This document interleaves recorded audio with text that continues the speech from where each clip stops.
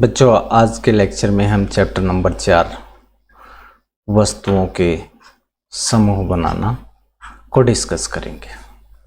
तो आइए इस लेक्चर में आखिर तक मेरे साथ बने रहिए और इसको क्लियर करते हैं क्या कुछ इसमें बताया गया। वस्तुओं के समूह बनाना, जब वस्तुओं के समूह बनाते हैं किस आधार पर बनाते हैं, कौन कौन सी बातें ध्यान में रखनी पड़ती हैं, उसी के बारे में हम डिस्कस करने जा रहे हैं। बच्चों, जैसा कि आप जानते हैं हमारे चारों ओर की जो वस्तुएं हैं, चाहे वो हमारे खाने का भोजन हो, पहनने के कपड़े हों, रहने के घर हों, सभी में विविधता नज़र आती है। ठीक है, जब हम हमारे आसपास में नज़र डालते हैं बच्चों, हमारे चारों ओर, तो बहुत सारी वस्तुएं दिखाई देती, कुर्सियाँ, बैलगाड़ियाँ, साइकिलें, खाने के बर्तन, पुस्तकें, खिलौने, वस्त्र, पत्थर और भी अन्य सारी वस्तुएं। इन सब की अगर हम आकृति देखें, इनका रंग देखें, ये कौन से पदार्थ से बने हुए हैं, वो सारे गुण देखें, तो हम क्या पाएंगे, रंग गुण सबके क्या है, भिन्न भिन्न होते हैं। क्या होते हैं, भिन्न भिन्न होते हैं।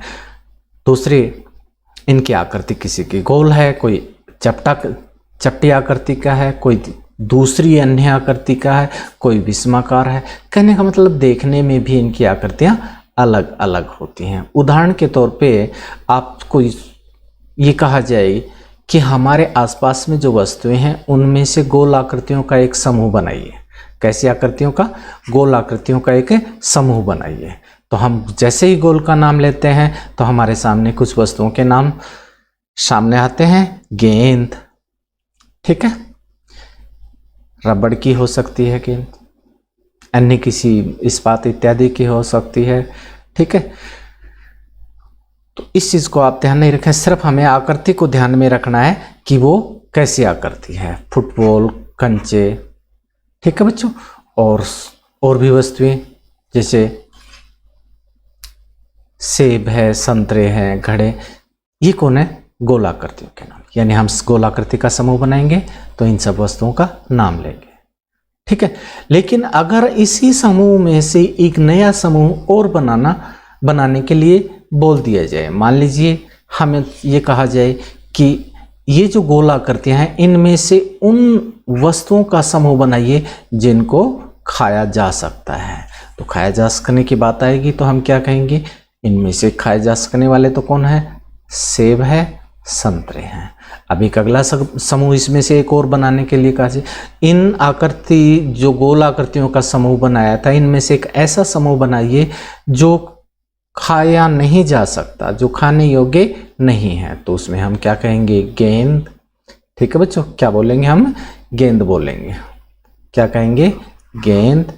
ठीक है, दूसरी रबड़ की गेंद, या और एक गेंद और आपको पास पड़ी है तो वो कैसी भी हो सकती है, फुटबॉल, कंचे और घड़े। ये सब कौन होंगे, हमारे सामने वो सब आकृतियों के नाम हमने लिख दिया जो कि गोल हैं और खाने योग्य नहीं हैं।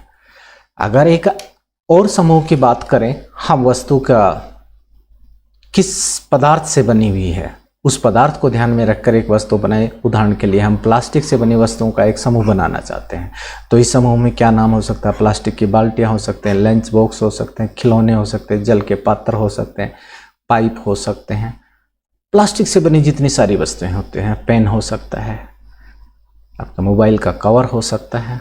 ठीक है, ये सारे कौन है, प्लास्टिक से बनी वस्तुओं के समूह। कहने का मतलब हमने आकृति भी देखी, ये जो समूह बनाए, और उसमें साथ में एक उदाहरण लिया किस वस्तु से बना हुआ है। हमने जैसे प्लास्टिक के नाम की वस्तु, किस पदार्थ से बना हुआ है, जैसे प्लास्टिक के नाम का एक पदार्थ लिया। ठीक है, इस तरह से उनके समूह बना सकते हैं। ठीक है, तो यहाँ से इस डिस्कशन से क्या सारांश निकलता है कि हमारे चारों ओर की वस्तुएं एक या एक से अधिक पदार्थों से बनी हो सकती हैं। वे पदार्थ कौन हो सकते हैं, पदार्थों में कांच भी हो सकता है, धातुएं भी हो सकती हैं, प्लास्टिक भी हो सकता है, लकड़ी, रुई, कागज, पंख जिसे खिचड़ी इत्यादि कहते हैं। ठीक है, मृदा, रेत, मिट्टी, ये सारे पदार्थ हो सकते हैं जिनसे ये वस्तुएं बनी हुई हो सकती हैं। ठीक है, इस चित्र को गौर से देखें, यहाँ पर कुछ वस्तुएं पड़ी हुई हैं। ठीक है, ये प्लेयर है जिसे प्लास कहते हैं, लोहे का बना हुआ है। ये गिलास है, कांच का बना हुआ है। ये खिलौना है, किसका बना, कपड़े का बना हुआ है। ताला है, धातु का बना हुआ है। ठीक है, यहाँ पर एक डिब्बा जो बना हुआ है प्लास्टिक का बना हुआ है। ठीक है, ये कांच का बना हुआ एक गोला है। दस्ताना है, ये किससे बना हुआ है, लेदर से बना हुआ है। प्लास्टिक से बनी हुई ये डिस्क है। ठीक है, सीडी प्लेयर है। मोबाइल है, प्लास्टिक के कवर से बना, हालांकि कुछ भाग इसमें कांच का भी है। इसी तरह से अन्य वस्तुएं काफ़ी सारी जो और भी हैं, इनको भी आप गौर से देखें तो किस पदार्थ से ये बनी हुई है। ठीक है, ये बैग है, कपड़े का भी हो सकता है, प्लास्टिक का भी हो सकता है। ये खिलौना है, कपड़े का इत्यादि इस तरह से बने हुए हैं। और ये उपकरण भी दिए हैं। कहने का मतलब ढेर सारी जो वस्तुएं हमारे चारों तरफ से हैं वो कुछ एक जैसी भी हैं, जैसे ये भी खिलौना है और ये भी खिलौना है। ये दोनों कौन है, कपड़े के बने हुए हैं या प्लास्टिक के भी बने हो सकते हैं। ठीक है, तो अलग अलग पदार्थों की वस्तुएं बनी हुई हो सकती हैं। पदार्थ कौन हो सकते हैं, वो कांच हो सकता है, रुई हो सकता है, कपड़ा हो सकता है, कागज हो सकता है। ठीक है, तो इन जो वस्तुएं अलग अलग पदार्थों की बनी हुई हो सकती हैं, या एक पदार्थ से क्या एक जैसी वस्तुएं बन सकती हैं, क्या अलग बन सकती हैं, इसको थोड़ा सा क्लियर करने के लिए इस सारणी पे नजर डालिए। इस सारणी पे नजर डालिए। इस सारणी में क्या बताया, वस्तुएं और पदार्थ जिनसे बनी हो सकती हैं। यहाँ पर से कुछ वस्तुएं दे रखी हैं, यहाँ पर वो वस्तु जिस पदार्थ से बनी हो सकते हैं। जैसे हम प्लेट लें, थाली लें, किसकी बनी हो सकती है, इस्पात यानी स्टील की भी बनी हो सकती हैं, कांच की भी बनी हो सकती हैं, प्लास्टिक की भी बनी हो सकती हैं। ठीक है बच्चों, लिखने वाला पेन है, उसका ऊपर का कवर देखिए आप, प्लास्टिक का भी बना हो सकता है, धातु का भी बना हो सकता है। ठीक है, तो कहने का अभिप्राय एक ही वस्तु अलग अलग पदार्थ से भी बनी हो सकती है। क्या एक पदार्थ से एक ही वस्तु बनती है या अलग अलग वस्तुएं भी बन सकती हैं, काफी सारी वस्तुएं बन सकती हैं, उसको क्लियर कर सकते हैं इस सारणी से। इस सारणी के अंदर यहाँ कुछ पदार्थों के नाम दिए हैं और फिर उस पदार्थ से कौन कौन सी वस्तुएं बनती हैं वो यहाँ पर दिए गए हैं। यहाँ पहला पदार्थ दिया हुआ है लकड़ी। लकड़ी से क्या बन सकता है, कुर्सी भी हो सकती है, मेज भी बनता है, हल भी है, बैलगाड़ी है। ठीक है, उसके पहिए भी हो सकते हैं। ठीक है, इस तरह से और भी हमारे दरवाजे की खिड़कियां हो सकते हैं। ठीक है, हमारे आराम करने के लिए जो बेड होता है वो भी हो सकता है। कागज से बनी वस्तुएं कौन हो सकते हैं, आपकी टेक्स्ट बुक हो सकते हैं, नोटबुक हो सकते हैं, समाचार पत्र जिन्हें न्यूज़पेपर कहते हैं वो हो सकता है, खेलने के खिलौने हो सकते हैं, डेट देखने के लिए जो कैलेंडर हो सकता है। ठीक है, ये सारे क्या है, यहां पर क्या बताया, पदार्थ एक है, वस्तुएं अनेक बनी। लकड़ी एक है, वस्तुएं उससे अनेक बन सकती हैं। इसी तरह से एक पदार्थ और दिया है चमड़ा। चमड़े से क्या क्या और बन सकते हैं, चमड़े से बन सकता है, एक चमड़ा एक ही पदार्थ है, इससे आपके पास में जूते बन सकते हैं। ठीक है, पर्स बन सकता है आपका। ठीक है, चमड़े के बांधने के लिए बेल्ट होता है, बेल्ट बन सकता है। ठीक है, इस तरह से चमड़े के बहुत सारी चीज़ें बन सकते हैं। ठीक है, प्लास्टिक के नाम के पदार्थ से कितनी वस्तुएं बन सकती है, प्लास्टिक की तो पूछो मत, इतनी सारी वस्तुओं के नाम हैं। हम घर में हर तरफ नज़र डालेंगे तो हमारे चारों तरफ क्या होंगे, प्लास्टिक ही प्लास्टिक नज़र आता है। तो वहाँ पर प्लास्टिक में बाल्टी हो सकती है, प्लास्टिक के मग हो सकते हैं, प्लास्टिक के गिलास हो सकते हैं, प्लास्टिक के बैग हो, ये पेन हो सकते हैं, है ना, प्लास्टिक के खिलौने हो सकते हैं, बहुत सारी वस्तुएं हो सकती हैं। रुई से बनी, रुई से धागा बन सकता है, रुई से कपड़ा बनता है। ठीक है, आपके घर के मंदिर के अंदर जोत जो जलाई जाती है वो रुई से बनी होती है। इस तरह से कहने का अभिप्राय, इन दोनों सारणी को डिस्कस करने से क्या हुआ, एक वस्तु अलग अलग पदार्थों की भी हो सकती है या एक पदार्थ से अलग अलग वस्तुएं बनाई जा सकती हैं। ठीक है, और ये जो वस्तुएं एक ही पदार्थ या अलग अलग पदार्थों से बनी हुई हैं, इनको अगर इन वस्तुओं को अगर हम समूह में रखें तो कैसे रखें, किस बात को ध्यान में रखें, ठीक है, उसके बारे में आगे डिस्कस करने जा रहे हैं। यहाँ पे इस सारणी का निष्कर्ष क्या निकला है, इन सब सारणियों से हमें क्या पता लगता है, वस्तुओं को कई ढंग से के समूह में रखा जा सकता है। कई ढंग के समूहों का मतलब एक ही जैसे पदार्थ से बनी वस्तुओं का एक समूह। जैसे उदाहरण के तौर पे हम एक समूह बनाए लकड़ी से बनी वस्तुओं का समूह, तो ये सारे नाम हम दे देंगे। दूसरा एक समूह बना दें हम कागज से बनी वस्तुओं का एक समूह, तो पुस्तकें, नोटबुक, समाचार पत्र बना दें। इसी तरह से हमें एक और तरीके से एक समूह बनाए कि प्लेटों का समूह जो अलग अलग पदार्थों से बने हुए हैं, इस्पात से, कांच से, इस तरह से बना सकते हैं समूह, ठीक है।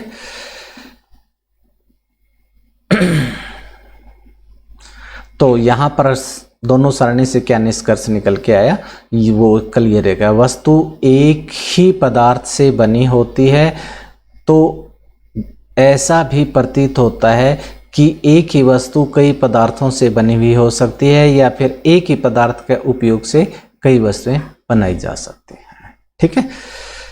ये जो अभी समझाया था उसी बात को आपकी इस टेक्स्ट बुक में पोर्शन डाला गया। यहां पर गौर से देखिए, यह कैसे निश्चित किया जाता है कि किसी दी गई वस्तु को बनाने के लिए कौन से पदार्थ का उपयोग किया जाए।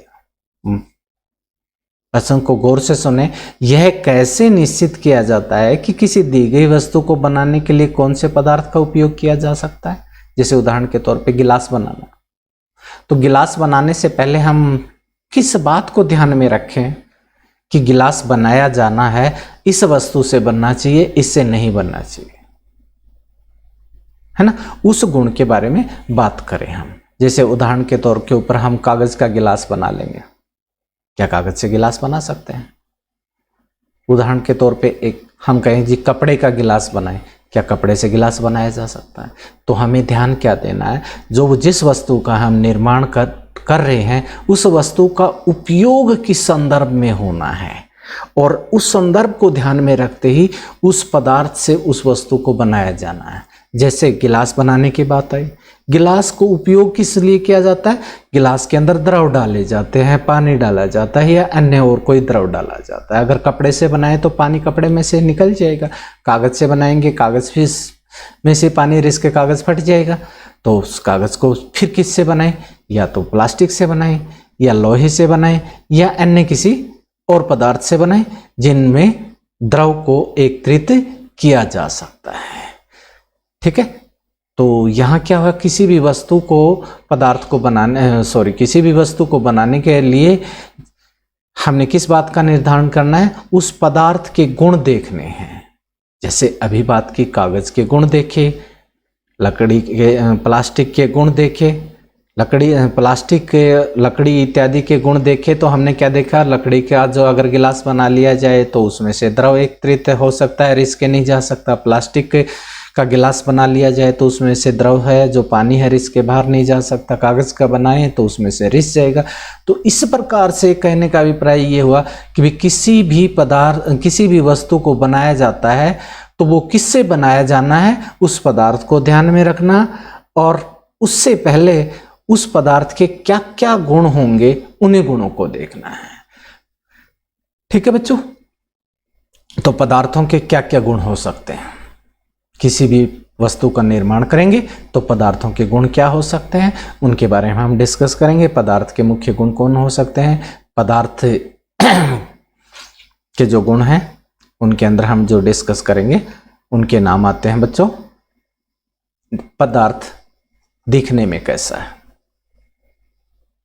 क्या उसमें चमक है या नहीं है, पहला गुण क्या हो जाता है, उसकी दिखावट। दूसरा गुण से देखना है कि वो कठोर है या नरम है। तीसरा इसी तरह से हम देखेंगे क्या वो पदार्थ पानी में घुलनशील है या अघुलनशील है। फिर अगला गुण हम देखेंगे क्या वो पानी के ऊपर तैरता है या नहीं तैरता है उससे हम आगे देखेंगे क्या उसमें से प्रकाश आर पार हो सकता है या नहीं हो सकता है। ठीक है, इन्हीं गुणों को हम डिस्कस करने जा रहे हैं इस पोर्शन में। ठीक है बच्चों, तो पहला गुण लेते हैं दिखावट। क्योंकि इन गुणों को हम डिस्कस क्यों कर रहे हैं, इन गुणों को ध्यान में रख के ही किसी वस्तु का निर्माण किया जाता है कि वो किस संदर्भ में उस वस्तु का प्रयोग होना है। पहला गुण कौन है पदार्थ का? दिखावट।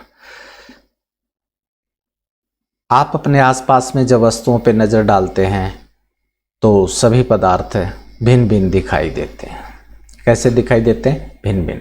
लकड़ी लोहे से बिल्कुल भिन्न दिखाई देती है, लोहा तांबे से भिन्न दिखाई देता है और एल्युमिनियम से भिन्न दिखाई देता है। कहने का मतलब लकड़ी के अलग रंग होता है, लोहे का अपना अलग चमक होती है, तांबे की अलग चमक होती है, एल्युमिनियम की अलग चमक होती है। ठीक है, कई बार हम देखते हैं कि लोहे की नया जो तैयार जो पीस होता है लोहे का उसमें चमक है, पुराना जो पीस पड़ा है उसमें चमक नहीं है। तो इसका मतलब ये हम नहीं कह सकते कि लोहे में चमक नहीं है। क्यों? लोहा, तांबा, जो एल्युमिनियम है धातु होती हैं, सभी धातुओं की अपनी चमक होती है। जब वो पुरानी हो जाती हैं तो उनकी चमक कम हो जाती है। ठीक है, उनकी चमक का पता करना हो तो हम क्या करें, उसको धातु का पीस को, जैसे ये धातु का एक पाइप है, इसके ऊपर हवा नमी की मात्रा से इसके ऊपर जंग चढ़ चुका है, ऊपर की परत के ऊपर, इसकी चमक खत्म हो चुकी है। इसकी चमक देखनी है तो यहाँ से आरी से इसको काट दें। जैसे आरी से इसके 2 टुकड़े काटेंगे तो यहाँ इस पोर्शन के अंदर एक अलग तरह का लोहे की चमक आ जाएगी। तो धातुओं के जो चमक देखनी है तो उस नए पीस को काटें या रेग मार्क से उसको घिस दें। ठीक है, ऊपर से रगड़ने से भी ऊपरी जो परत है जंग इत्यादि की वो दूर हो जाती है। इस तरह से उनमें चमक देखी जा सकती है। तो सभी धातुओं की अपनी एक चमक होती है, द्युति होती है, लेकिन उन धातुओं की, जैसे लोहा है, लोहे की चमक अलग होगी। लोहे की चमक कौन होगी? अलग होगी। तांबे की अलग होगी, एल्युमिनियम की अलग होगी। तो ये भी एक दूसरे से भिन्न हो सकते हैं। तो लोहा, तांबा, एल्युमिनियम चमक के आधार पे तो समान है कि इनके अंदर चमक होती है, लेकिन इनकी चमक कैसी होती है? अलग अलग होती है। तो ये अलग भी हो सकते हैं, लेकिन लकड़ी की और इन धातुओं को साथ में रखें तो इनके अंदर असमानताएं नजर आएंगी। ठीक है, तो पहला गुण क्या हुआ बच्चा? दिखावट। दिखावट में क्या बताया कि सभी जो पदार्थ होते हैं उनके अंदर चमक अलग अलग होती है। इस लाइन को गौर से देखिए। पदार्थ जिनमें चमक होती है, द्युति होती है, उन्हें क्या कहते हैं? धातुएं कहते हैं। उदाहरण के तौर पे काफी सारी धातु हो सकती हैं, उनमें से 2-3 उदाहरण यहाँ दिए हैं। सोना, लोहा, तांबा, एल्युमिनियम, ये धातुएं हो। ठीक है, तो यहाँ से एक क्वेश्चन बनता है धातुएं किसे कहते हैं। तो हमसे एक जो धातु नाम का जो पदार्थ है उसका एक गुण ध्यान में रख के हम बोल सकते हैं। ठीक है, कौन सा? द्वितीय गुण के आधार पे धातु की परिभाषा दे सकते हैं। हम कहेंगे कि धातुएं वे होती हैं जिनमें चमक होती है, वे धातुएं होती है। कुछ धातुओं के नाम बताइए, तो यहाँ से जो क्वेश्चन बन सकता है तो उसको हम कहेंगे लोहा, तांबा, एल्युमिनियम, सोना और बहुत सारे हैं, सोडियम, मैग्नीशियम, ये इनके नाम रख सकते हैं। ठीक है, क्लियर है बच्चों? तो पहला गुण कौन था? दिखावट, चमक या द्युति। दूसरा गुण हम करते हैं कठोरता। आपके सामने कोई भी पदार्थ रखा, कोई भी वस्तु रखी है, उस वस्तु को आप छुएं, उसको दबाएं, नाखून से उस पर खरोंच डालें, क्या वो आप उसको दबा पाते हैं? दबा पाते हैं तो क्या आसानी से दबा पाते हैं? उस पर नाखून से खरोंच डालते हैं तो क्या आसानी से उस पर खरोंच पड़ जाती है या खरोंच बिल्कुल नहीं पड़ती? ठीक है, इन्हीं के आधार पे पदार्थों का जो अगला जो गुण है कठोरता है वो बताया जाता है। ठीक है, तो जिन पदार्थों को आसानी से संपीड़ित कर दिया जाए, आपने दबाया, संपीड़ित कर दिया, दबाया, आसानी से दबाया जा सकता है या खरोंचा जा सकता है, उन पदार्थों को हम क्या कहते हैं? कोमल पदार्थ कहते हैं। ठीक है। और जिन पदार्थों को आसानी से संपीड़ित नहीं किया जा सकता उन्हें क्या कहते हैं, कठोर पदार्थ कहते हैं। ठीक है। कोमल पदार्थ की बात आई, रुई एक कोमल पदार्थ है, स्पंज एक कोमल पदार्थ है, लकड़ी एक कठोर पदार्थ है, धातुएं कठोर पदार्थ में नाम आते हैं। ठीक है। हाँ बच्चों, यहाँ जो अगला गुण से जो हमने कठोरता की बात करें तो इस गुण के साथ साथ में उस पदार्थ के अंदर दूसरे गुण भी हो सकते हैं। ठीक है। जैसे चमक की बात आई तो दिखावट में पदार्थ विभिन्न गुण हो सकते हैं, द्युति हो सकती है, कठोरता, खुरदरा या चिकना हो सकता है। ठीक है। तो पदार्थों के कुछ एक गुणों की बात हुई, पहला दिखावट, फिर कठोरता। और कठोरता में आप नरम शब्द भी जोड़ सकते हो, मुलायम शब्द भी जोड़ सकते हैं, खुरदरा भी जोड़ सकते हो। ठीक है। ये था अगला गुण। इस नेक्स्ट जो गुण है वो है तीसरा गुण, जिसके आधार पर वस्तुओं का निर्माण किया जाता है। क्या कोई वस्तु पानी में विलेय है या अविलेय है? पानी में वो घुल सकती है तो उस वस्तु को क्या कहेंगे, विलेय कहेंगे। अगर पानी में नहीं घुल सकती तो उसको क्या कहेंगे, अविलेय कहेंगे। कुछ एक ठोस पदार्थ, पहले हम ठोस पदार्थों को ले लेते हैं। कुछ एक ठोस पदार्थ जैसे चीनी, नमक, चाक का पाउडर, रेत, लकड़ी के बुरादे, इनको अगर हम पानी में डालें और कुछ देर तक हिलाएं और हिलाने के बाद देखें कि वो पानी में घुले हैं कि नहीं। ठीक है। इस सारणी के अंदर गौर से नजर डालिए। पानी के अंदर ये पदार्थ हम डालने जा रहे हैं, उसके बाद वो पानी में घुले या नहीं घुले उसका देखेंगे। नमक है, पानी में डालें, उसको हिलाएं, कुछ देर के बाद देखेंगे तो नमक पानी में दिखाई देना बंद हो जाएगा, लुप्त हो जाएगा। तो इसका मतलब है नमक पानी में विलेय है। क्या है, पानी में विलेय है। चीनी को भी अगर ऐसे ही करते हैं तो वो भी पानी में घुल जाती है, तो पानी में कौन है, विलेय है। बालू है, रेत है, उसको डालेंगे तो वो कौन है, अविलेय है। ठीक है बच्चों। चाक का पाउडर कौन है, अविलेय। ठीक है। लकड़ी का बुरादा भी पानी में नहीं घुलता है। ठीक है, ये भी अविलेय है। तो इस तरह से वस्तुओं का एक अगला गुण सामने आया। कौन सा गुण आया, विलेय और अविलेय का गुण पदार्थ का सामने आया। जब वस्तुओं निर्माण करते हैं किस पदार्थ से करते हैं। ठीक है। तो विलेय की परिभाषा दें तो कैसे देंगे, वे पदार्थ जो जल में घुल जाते हैं उन्हें क्या कहते हैं, विलेय कहते हैं। जो पदार्थ जल में नहीं घुलते उन्हें हम क्या कहते हैं, अविलेय कहते हैं। ठीक है। तो अभी अभी हमने डिस्कस किया था कुछ ठोस पदार्थों को लेकर जो पानी में घुलते हैं या नहीं घुलते हैं। अब कुछ द्रव पदार्थ ही ले ले जिनको देखें वो पानी में घुलते हैं या नहीं है। कुछ द्रवों को अगर हम लेते हैं, ठीक है, तो उस सारणी से उसको क्लियर करते हैं। हमने कुछ द्रव ले लिए, यहाँ पर कुछ द्रव दिए हैं, फिर उसको पानी में डाला, क्या वो घुलते हैं या नहीं। सिरका लिया, ठीक है, सिरका अचार बनाने में जिसका प्रयोग किया जाता है।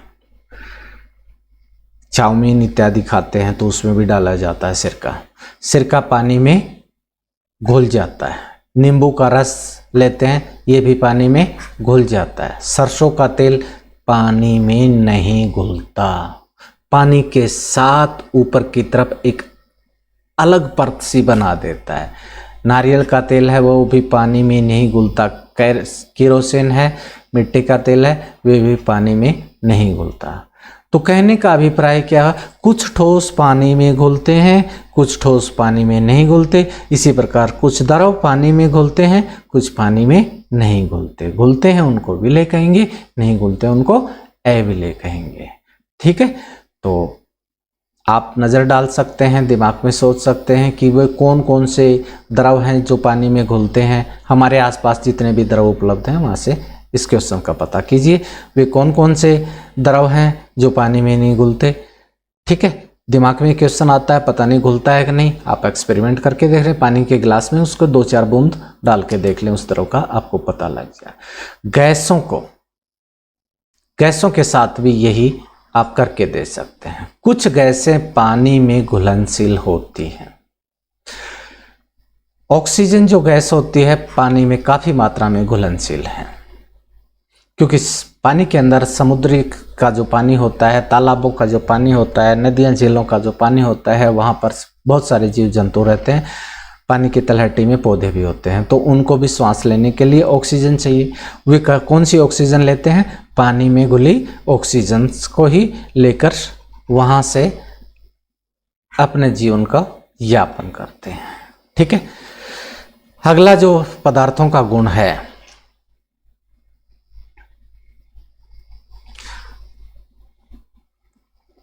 तैरने और डूबने का। वस्तुएं जल पे तैरती हैं या डूबती हैं। कुछ पदार्थ ऐसे होते हैं जो पानी में घुलते नहीं हैं, तो वो पानी के अलग एक परत बना देते हैं, या तो पानी की सतह के ऊपर बनाएंगे या पानी की सतह के नीचे बनाएंगे। अगर मिट्टी पानी में डालें, बालू रेत पानी में डालें, वो घुलेगी नहीं, पानी की तलहटी में नीचे परत बना देगा। अगर आप सरसों का तेल डालें तो पानी के ऊपर परत बना देगा।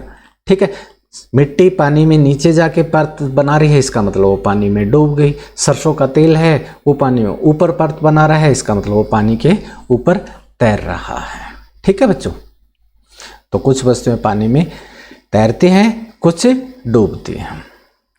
आप कभी तालाब के किनारे बैठे हो और वहां पर सूखी पत्तियां पड़ी हों, कंकड़ पड़े हों, उन पत्तियों को उठाकर पानी की सतह पे फेंकिए, कंकड़ को उठाकर पानी की सतह पे फेंकिए, क्या होगा? आपने देखा होगा, पत्ती पानी की सतह पे तैरने लग जाएगी, यानी पानी की सतह पे तैरती है, वो डूबती नहीं। कंकड़ है, पानी की सतह पे पहुंचते ही पानी के अंदर चला जाएगा और तलहटी में बैठ जाएगा। वो पानी में क्या होगा? अघुलनशील है, और साथ साथ में पानी में डूब भी जाता है। पत्तियां पानी में अघुलनशील हैं और साथ में पानी की सतह पे तैरती भी हैं। कंकड़ पानी में अघुलनशील है, साथ में पानी पे तैरता भी है। लेकिन दूसरी तरफ अगर शहद ले, शहद पानी के गिलास में डालिए, पानी के गिलास में जैसे ही आप डालोगे, नीचे की तरफ लार बनाता हुआ पानी की तलहटी में चला जाएगा, इसका मतलब पानी के अंदर डूब गया। लेकिन कुछ देर बाद आप उसके ऊपर ऑब्जर्वेशन डालेंगे तो धीरे धीरे शहद की मात्रा कम होती जा रही है। तो इट मीन्स पानी में वो थोड़ा सा घुलनशील भी है। ठीक है, तो सभी वस्तुएं जो पानी में घुलनशील हैं वो तो तैरेंगी नहीं, ये बात तो क्लियर है। जो पानी में घुलनशील नहीं है वो जरूरी नहीं कि वो तैरें। कुछ पानी में अघुलनशील यानी अविले हैं, वो पानी की सतह पे तैरेंगी, कुछ पानी के अंदर डूब जाएंगी। ठीक है, ये गुण हमने क्लियर कर लिया कि भी तैरना और डूबने का। ठीक है, अगला गुण है पदार्थ का पारदर्शिता। पारदर्शिता को क्लियर करने के लिए आप जब लुका छुपी का गेम खेलते हैं, आपके दोस्त को कहते हैं अपनी पारी दो और हमें ढूंढना, और आप छुपने की कोशिश करते हैं। क्या आप दरवाजे पे जो शीशा लगा उसके पीछे छुपेंगे, या पर्दे के पीछे छुपेंगे, या ऐसी वस्तु के पीछे छुपेंगे जिसके आर पार दिखाई ना दे? निसंदेह आप ऐसी वस्तु के पीछे ही जाकर छुपेंगे जिसके आर पार दिखाई ना दे। ठीक है, और ऐसी वस्तु के पीछे जाकर नहीं छुपेंगे जिसके आर पार दिखाई देता है। तो इसी आर पार का प्रकाश का किसी वस्तु के अंदर से गुजरना या नहीं गुजरना, गुजरने का मतलब आर पार दिखाई देना, नहीं गुजरने का मतलब आर पार नहीं दिखाई देना, इसी के आधार को हम पारदर्शिता लेते हैं। तो उन पदार्थों या सामग्रियों जिनसे होकर वस्तुओं को देखा जा सकता है उन्हें क्या कहते हैं? पारदर्शी वस्तुएं कहते हैं। पारदर्शी वस्तुएं कौन हो सकती है? कांच हो सकता है, जल है, वायु है, कुछ पारदर्शी प्लास्टिक भी होते हैं। तो पारदर्शी क्या हुए? जिनके आर पार देखा जा सकता है। ठीक है, आप अपने घर के अंदर काफी सारी वस्तुएं देख सकते हैं। दुकान पे जाते हैं, दुकानदार कांच के बर्तन के अंदर टॉफियां, दालें इत्यादि डालने के लिए जिनको प्रयोग करता है उनको देख सकते हैं, वो भी कौन है? पारदर्शी हैं। ठीक है, इसके विपरीत कुछ पदार्थ ऐसे भी होते हैं बच्चों जिनके आर पार देखा नहीं जा सकता, उन्हें क्या कहेंगे? अपारदर्शी कहेंगे। तो अपारदर्शी क्या होंगे? जिनके आर पार देखा नहीं जा सकता, उन्हें अपारदर्शी वस्तुएं कहते हैं। अपारदर्शी के कुछ एक उदाहरण कौन हो सकते हैं? लकड़ी हो सकता है, गत्ता हो सकता है, धातुएं हो सकती हैं। ठीक है, आपके सामने कोई भी वस्तु पड़ी है, लकड़ी से बना डब्बा पड़ा हो, धातु से बना डिब्बा हो, या धातु से बनी कोई चादर है, वो सारे कौन है? अपारदर्शी हैं। ठीक है, अब पारदर्शी और अपारदर्शी के बीच की एक कड़ी को और भी देखा जा सकता है। कुछ वस्तुएं ऐसी भी होती हैं कि उनमें से हल्का हल्का दिखाई देता है, पूर्ण रूप से दिखाई नहीं देता। जो हल्का हल्का दिखाई देगा, जैसे कागज है, कागज के ऊपर से तेल रगड़ दिया जाए तो उसमें से हल्का हल्का आर पार दिखाई देने लग जाता है। वसा के परीक्षण में आप लोगों को बताया गया था, जब कागज के ऊपर वसा लग जाती है उसके आर पार हल्का हल्का दिखाई देने लग जाता है। बर्फ का कोई पतला टुकड़ा हो, उसके अंदर से भी देखें, उसमें से भी आर पार दिखाई देने लगता है। ऐसी वस्तुएं जिनमें से देखा तो जा सकता है लेकिन स्पष्ट दिखाई नहीं देता, ऐसी वस्तुओं को हम क्या कहते हैं? पारभासी कहते हैं। यानी पारदर्शिता के आधार पर वस्तुएं तीन प्रकार की होगी: पारदर्शी, अपारदर्शी, पारभासी। पारभासी कौन होते हैं? उदाहरण के तौर पे तेल लगा कागज। ठीक है बच्चों, ये पारदर्शी। तो अब तक बच्चों हमने क्या सीखा?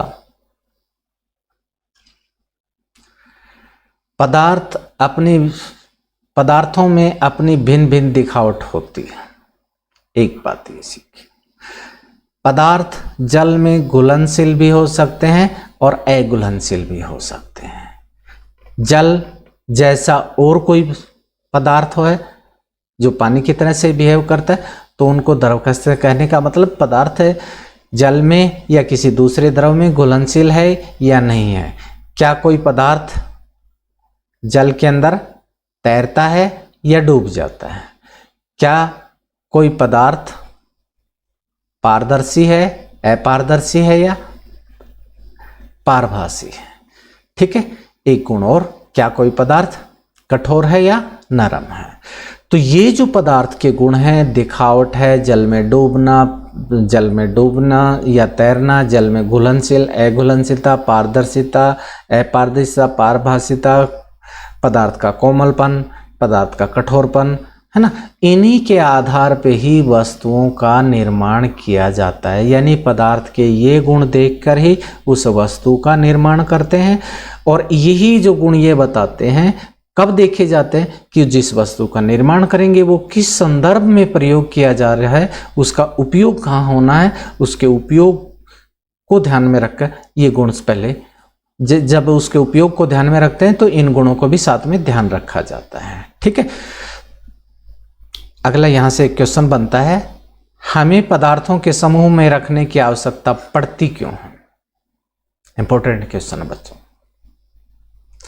हम पदार्थों को समूह में रखते हैं, उनके समूह बनाते हैं, क्यों बनाते हैं, क्या जरूरी है? इसका आंसर क्या बनता है? पहली बात तो हमारे दैनिक जीवन में पदार्थों का समूह बनाना हमारे लिए सुविधा का काम करता है। क्यों? एक जैसे पदार्थों का एक समूह बनाकर हम घर में एक स्थान पर रख सकते हैं। जैसे हमारे घर में 3-4 तरह के बिस्किट आए हुए हैं, तो उन सबको हम सब एक कैबिन में रख देंगे। जब भी ज़रूरत होगी तो उस कैबिन से निकाल लेंगे, बिस्कुट हमारे पास हो जाएंगे। यानी एक समूह बन गया। दालें होती हैं, उनको एक समूह में रखकर दूसरे कैबिन में रख देंगे किचन में, तो उससे क्या होगा, हमारे पास उस समूह बनाने से उनके पास पहुंच के लिए हमारी सुविधा बन जाती है। ठीक है, दुकानदार के पास गए होगे, पंसारी की दुकान इत्यादि आपने देखा होगा, तो दुकान के एक कोने में बिस्किट लगे होते हैं, किसी दूसरे कोने में साबुन लगी होती है, अगले किसी कोने के अंदर दालें लगी होती हैं और किसी कोने में अनाज लगा होता है। यानी बिस्किट का एक अलग समूह बना लेता है वो, साबुन का एक अलग समूह बना, चाहे वो अलग अलग ब्रांड की साबुन हो, दालें अलग अलग हों, उनको एक अलग समूह बना। तो कहने का अभिप्राय क्या हुआ, जो पर्सन ये बनता था, हमें पदार्थों के समूह में रखने की आवश्यकता क्यों पड़ती है। तो एक तो पहला जवाब तो यही हुआ कि पदार्थों के समूह बनाने से उनके साथ, उनके पास पहुंच में, हमारे पास में सुविधा रहती है, उनके भंडारण में सुविधा रहती है। ठीक है, दूसरा और बेनिफिट है पदार्थों के समूह बनाने से। इस प्रकार के समूह बनाने के लाभप्रद होने का एक दूसरा कारण भी है, पदार्थों को इस प्रकार के समूह में बांटकर उनके गुणों का अध्ययन किया जा सकता है। एक ही जैसे गुण के पदार्थ एक तरफ रख दिए, उनका अध्ययन हुआ। हमने कहा जो जो नरम है उनको एक तरफ रख दो। वो नरम पदार्थ कौन कौन है, हमारे पास एक अध्ययन, उसका पैटर्न तैयार हो जाएगा। जो कठोर हैं उनको दूसरी तरफ रख दिया, तो कठोरता के आधार पे उनका एक पैटर्न तैयार हो जाएगा। ठीक है, इस तरह से ये कर सकते हैं। तो अब तक इस चैप्टर में हमने क्या कहा, पदार्थों का जो समूह बनाना है, किस आधार पे पदार्थों का समूह बनाना है बच्चों। जब पदार्थों का जब हम समूह बनाते हैं तो हमें कौन कौन सी बातों का ध्यान में रखना पड़ता है। पदार्थों का जब समूह बनाया जाता है तो हमें दो मुख्य बातें ध्यान में रखनी पड़ती हैं। एक तो जो वस्तु जिस पदार्थ से बनी हुई है उसका गुण क्या हो, दूसरा उस वस्तु का उपयोग कहाँ किया जाना है। ठीक है, तो वस्तुओं का समूह बनाते समय हमें दो बातों का ध्यान में रखना है, पदार्थों के गुण जिससे वो बनी है, उस वस्तु का उपयोग किस संदर्भ में होना है। अगर पदार्थों के जो गुणों की बात करें तो पदार्थ के गुण कौन कौन से हो सकते हैं। दिखावट हो सकती है, दिखावट मीन्स पदार्थ के अंदर द्युति है या नहीं है, चमक है या नहीं है। ठीक है, दूसरा गुण कौन होगा पदार्थों का, कठोरता, कठोरता के आधार पर पदार्थ को नरम और कठोर पदार्थों में बांटते हैं। तीसरा गुण है पदार्थ पानी में घुलनशील है या नहीं है, यानी जल विलय या अविलय। इसके बाद में अगला जो गुण से हमने पढ़ा कौन सा था, पारदर्शिता। पारदर्शिता से हमारा अभिप्राय है पदार्थ के आर पार देखा जा सकता है या नहीं देखा जा सकता। इसी पारदर्शिता के आधार पर वस्तुओं को हम तीन वर्गों में बांट सकते हैं, पारदर्शी, अपारदर्शी और पारभासी। ठीक है, इस प्रकार से हमने इस चैप्टर के अंदर जो जो टॉपिक थे उनको क्लियर कर लिया है। ठीक है, इस चैप्टर के अंदर जो मुख्य जो शब्द यूज हुए हैं, एक है कठोर, पदार्थ का कठोरता के गुण को बताने के लिए, जिनको आसानी से, किसी पदार्थ को आसानी से संपीड़ित नहीं किया जा सकता तो वो पदार्थ क्या कहलाता है, कठोर। अविलय शब्द से हमारा अभिप्राय क्या, कहाँ यूज हुआ है ये सब, कोई भी वस्तु पानी में घुलनशील नहीं है तो उसे अविलय कहेंगे। किसी भी पदार्थ के अंदर चमक होती है तो उसे द्युतिमय पदार्थ कहते हैं, जैसे धातुओं की अपनी चमक होती है। ठीक है, पदार्थ क्या होता है, वस्तुएं जिससे भी बनती हैं वो कौन होते हैं, पदार्थ होते हैं। पदार्थ तीन प्रकार के हो सकते हैं, ठोस पदार्थ भी हो सकते हैं, ठीक है, द्रव और गैस। ठीक है बच्चों, ये हो सकते हैं। अगला जो शब्द यूज हुआ है हमारे चैप्टर के अंदर, अपारदर्शी शब्द हुआ है। अपारदर्शी से हमारा अभिप्राय क्या है, जिस पदार्थ के आर पास नहीं देखा जा सकता उसे अपारदर्शी कहते हैं। रुक्ष या खुरदरा से हमारा अभिप्राय कहाँ यूज हुआ है, आमतौर पे पदार्थों का अगर खरोचा जाए तो खरोचने पर उसके ऊपर निशान पड़ता है या नहीं पड़ता है, या वो चिकना है या नहीं है। अगर उसमें चिकनापन नहीं है तो वो कौन है, रुक्ष पदार्थ है। ठीक है, विलय, विलय शब्द कहाँ यूज हुआ, अगर कोई वस्तु पानी में घुलती है तो वो पानी के अंदर विलेय है। पारभासी शब्द से अभिप्राय क्या हुआ? जिनके आर पार देखा तो जा सकता लेकिन स्पष्ट नहीं देखा जा सकता, वो पारभासी वस्तुएं होती हैं। पारदर्शी कहाँ? जिनके आर पार आसानी से देखा जा सकता है, वो कौन है? पारदर्शी है। ठीक है बच्चों, इस चैप्टर का जो मेन जो हमने अब तक डिस्कशन किया, तो मेन पॉइंट कौन कौन इसमें जो आए थे हमारे सामने, वो देखिए। पहला पॉइंट से इसमें जो आया, हमारे चारों ओर की वस्तुएं अनेक प्रकार के पदार्थों से बनी हुई हैं। अनेक प्रकार के पदार्थों से, लकड़ी की बनी हो सकती है, इस्पात की बनी हो सकती है, प्लास्टिक की बनी हो सकती है, कागज की बनी हो सकती है, रुई की बनी हो सकती है। ये पॉइंट हमने डिस्कस किया। दूसरा मेन पॉइंट है, किसी दिए गए पदार्थ का उपयोग बहुत सी वस्तुओं के निर्माण में किया जा सकता है। एक ही पदार्थ से काफी सारी वस्तुएं बनाई जा सकती हैं। ठीक है, जैसे प्लास्टिक से मग भी बनाए जा सकते हैं, प्लास्टिक के गिलास भी बनाए जा सकते हैं, प्लास्टिक के खिलौने भी बनाए जा सकते हैं। ये पॉइंट है। किसी वस्तु को केवल एक ही पदार्थ से बनाना संभव हो सकता है अथवा उसे विभिन्न प्रकार के पदार्थों से भी बनाया जा सकता है। ये कहता है कि कोई वस्तु अलग अलग पदार्थों से बनाई जा सकती है। जैसे गिलास बनाना है, आप स्टील का बना सकते हैं, लकड़ी का बना सकते हैं, प्लास्टिक का बना सकते हैं। ये पॉइंट वहाँ पे डिस्कस हुआ। विभिन्न प्रकार के पदार्थों के गुण भिन्न भिन्न होते हैं। अलग अलग पदार्थों के गुण भिन्न भिन्न होते हैं। जैसे धातुओं के गुण, धातुओं की अपनी चमक होती है। धातुएं पानी में तैरती नहीं, पानी में विलेय नहीं है, अविलेय हैं, ये उनके गुण हो गए। इसी प्रकार से हम लकड़ी के गुण की बात करें, लकड़ी पानी पे तैरती है, पानी में घुलनशील नहीं है।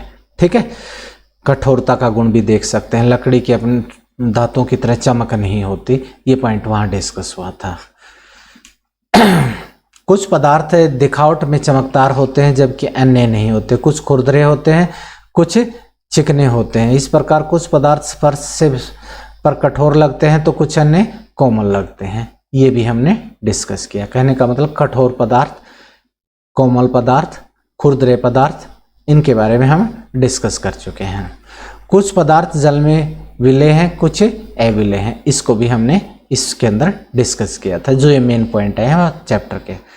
अगला मेन पॉइंट चैप्टर से निकल के कौन आया था? कुछ पदार्थ जैसे कांच है, वो पारदर्शी होते हैं। पारदर्शी वस्तुओं का जब टॉपिक आया उस वहाँ पर डिस्कस। कुछ अन्य पदार्थ जैसे लकड़ी और धातुएं होती हैं जिनके आर पार नहीं देखा जा सकता, वो अपारदर्शी होते हैं। कुछ पदार्थ ऐसे होते हैं जिनके आर पार देखा तो जा सकता है लेकिन स्पष्ट नहीं, उन्हें क्या कहते हैं? पारभासी कहते हैं। ठीक है, अगला पॉइंट क्या निकल के आता है? पदार्थों को उनके गुणों में समानताओं और विभिन्नताओं के आधार पर अलग समूह में बांटा जा सकता है। एक जैसे गुण वाले पदार्थों का एक समूह बना लिया। पानी में घुलनशील पदार्थ कौन कौन होंगे, उसका एक समूह बना लिया। पानी में अघुलनशील पदार्थ कौन कौन से हैं, उनका एक अलग समूह बना लिया। कठोर पदार्थ कौन कौन से हैं, उनका एक अलग समूह बना सकते हो आप। ठीक है, नरम पदार्थ कौन कौन से हैं, उनका एक अलग समूह बना सकते हैं। तो इसलिए पदार्थों को उनके गुणों में समानता और विभिन्नताओं के आधार पर किसमें समूह में बांटा जा सकता है। वस्तुओं को सुविधा और उनके गुणों के अध्ययन के साथ समूहित किया जाता है। प्रश्न ये आया था, हमें वस्तुओं को समूह बनाने की आवश्यकता क्यों पड़ती है? वस्तुओं का समूह बनाने की आवश्यकता क्यों पड़ती है? तो उसका जवाब इस पॉइंट से बनता है। वस्तुओं को सुविधा और उनके गुणों के अध्ययन के लिए उनको समूहित किया जाता है, इसलिए किया जा सकता है, इसलिए उनको समूह की आवश्यकता पड़ती है। बच्चों, इस चैप्टर्स के जो सभी टॉपिक क्लियर हो चुके हैं, डिस्कस हमने कर लिए हैं। आप भी इस चैप्टर को गौर से समझें। एक बार समझ में नहीं आता है, 2 बार में समझ में आएगा।